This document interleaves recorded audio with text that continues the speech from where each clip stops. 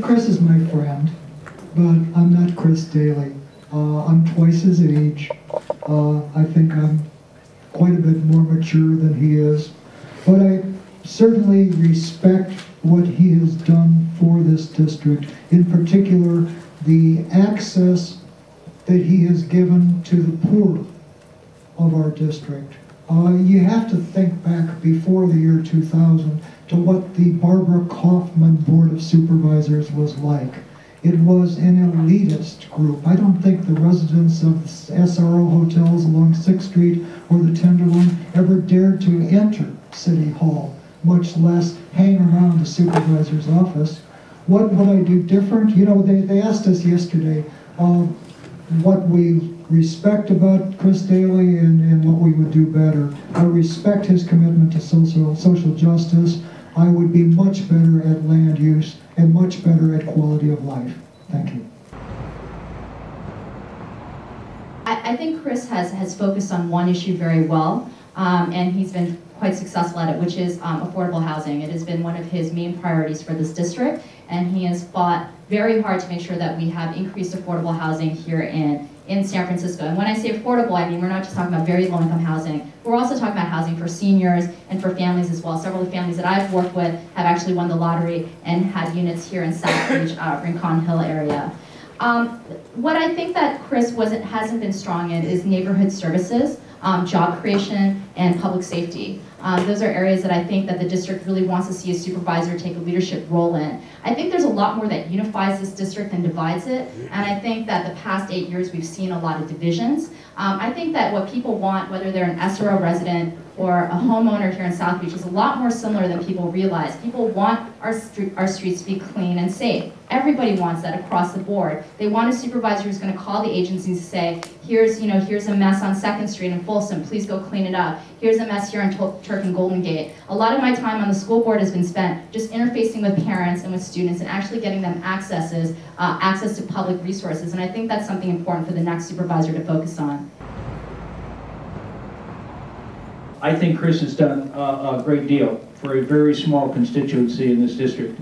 One of my issues I have with Chris is some people, I spent a lot of time down here in Mission Bay, South Beach, and some people have never even seen him, much less met him.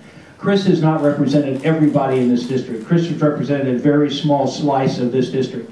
I think Chris has failed us on Market Street. I think Chris has failed us on quality of life. I think Chris won't even speak to the chief of police because they have a different view of the world. I think Chris has failed us on traffic calming south of Market. I think Chris has failed us on development throughout the city for all members of all people who live here rather than just a very narrow constituency. I think Chris has failed us many, many times. If nothing else, Chris has failed us in that he hasn't talked to the people. He hasn't interacted with everybody in District 6. And we need to bring our civic discourse back into a civil arena. And we need to have civil conversation about issues in the city, not disruptive.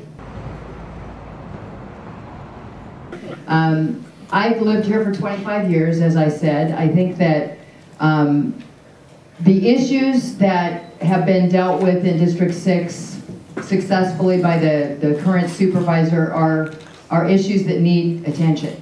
For whatever reason, the way that our country actually deals with folks who have very little money is to, with policy, force a lot of people who don't have homes and don't have money into the urban areas. We have stopped funding any kind of affordable housing in the rural areas. If you look at the reports, it's almost no commitment at all in the rural areas, so people are coming to the cities who have no money.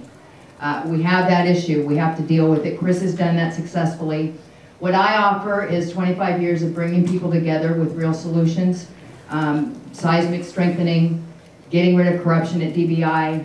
These are not easy issues to tackle, and we have to come together to tackle them. I'm the person who's been doing that for 25 years, and I will continue to do it in City Hall. Well, I actually see Chris Daly kind of in a mixed light. I've watched him on the Board of Supervisor meetings, and there are some statements that are made that concern me and I can see where people would actually consider him to be somewhat belligerent. I think it's just a matter of wording. I mean, some of his ideas are there. I think he's fighting for some of the right causes. I just think that some of the wording and some of the situations that he gets himself into with other supervisors during this meetings kind of help to make him look like this negative person who's belligerent. I think Chris Daly's intentions are good, especially for disadvantaged constituents.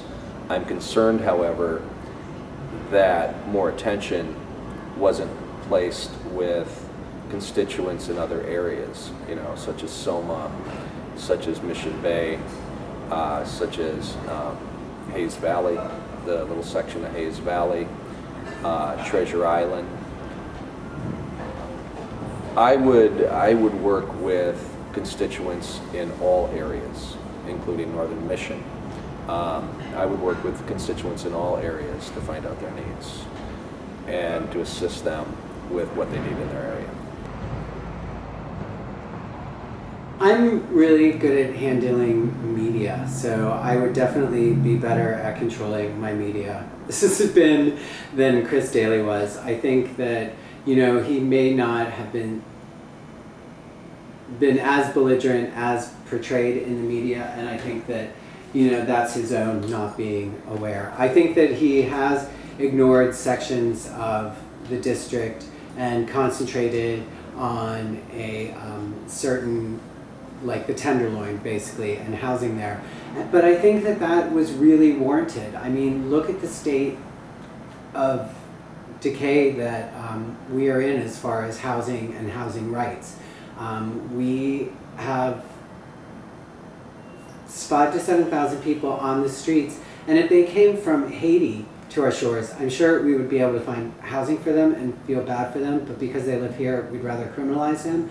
And I really think that it was great that he took them, these disenfranchised people, and championed them. So I think he did that well. But I think, you know, there was too much gentrification in certain areas, and nightlife also got severely attacked in the area, and I think that he could have paid more attention to that, because nightlife is one of the great parts of Soma.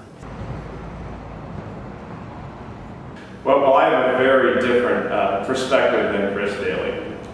Chris is very confrontational. That's part of his persona. He always has been, and he probably always will be. Personally, I think you get more accomplished by working with people rather than working against people. And I think that will ultimately be one of Chris Daly's biggest legacies, is that he did not work enough with people. Now, there are some things he did well. Under Chris Daly, we did get a lot of new housing built in the district. And much of it is good housing, it's market rate housing, and it's low income housing. It's in Eastern Soma, and he did oversee the new Trinity Plaza project on Market Street, which is good for the district and is very important. So on some things, I think Chris Daly was very strong and very solid. Now, the side of Chris Daly that was hampering the police and was not encouraging people to keep the city, to keep the streets clean and to keep the streets safe, I think that's a very damaging legacy. And the side of Chris Daly that preferred to attack people and work against them, I don't think that's the most efficient way to govern, and I don't think that he will ultimately be seen as successful because of those problems. You know, thank you very much for that question. When I went into Daly's office, you know, I remember hearing a couple of years later that he told his legislative aide, Raquel Rodon-Diaz, he's either going to be the best thing for us or the worst thing for us. He was talking about me. So, you know, look at where I am right now. I don't know Chris as this belligerent politician. I know Chris as a human being. I know his family, his mother, his father, his children, his wife's mother and father, you know, the brothers. He's more of a friend.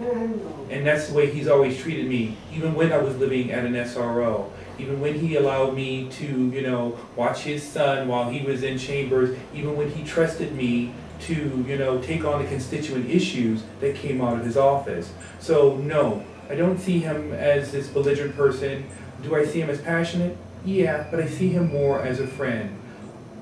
Will continue to do the good work that Chris Daly has done in this district. He's laid the groundwork for us to be able to change the economic dynamics of this neighborhood and then create a better life for people here. So yes, I will most certainly continue that trend.